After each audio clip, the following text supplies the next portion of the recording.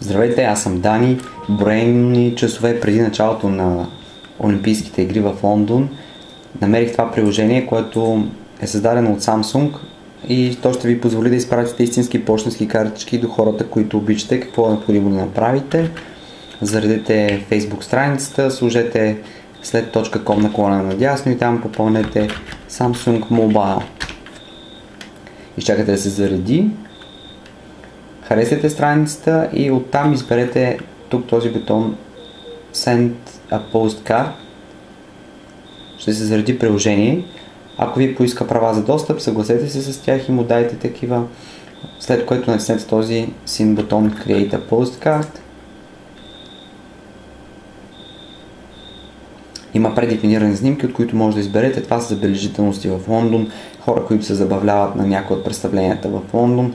Или може да изберете снимка от собствения си албум, от мобилните снимки, които сте качили. Ето, примерно тази да изберем. Какво по-хубаво от това да зарадвате любимите си хора с картичка, която е създадена изцяло от вас. Samsung напълно безплатно ще разпечата тази пощенска картичка и ще я изпрати на посочен от вас адрес. Това, което виждаме в момента е гърба на картичката. Тук попълваме съдържанието.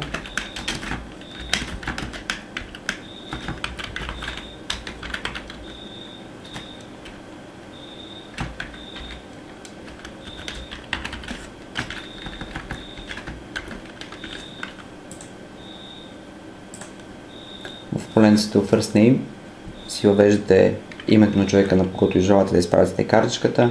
В случая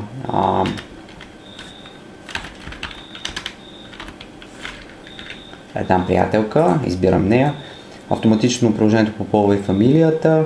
Може да е друг човек, не е задължително да е на контакт от Facebook. Попълвате в адрес line 1, попълвате улицата, на която живее вашия познат. В поленцето City Town въвеждате града.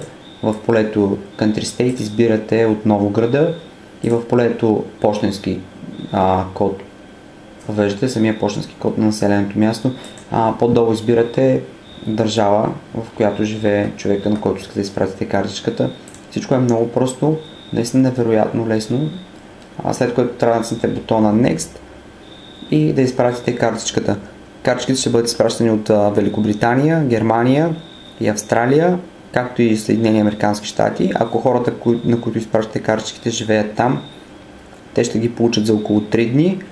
А ако са на друго място, примерно ако пратите картичка до България, тя ще пристигне за около седмица и половина.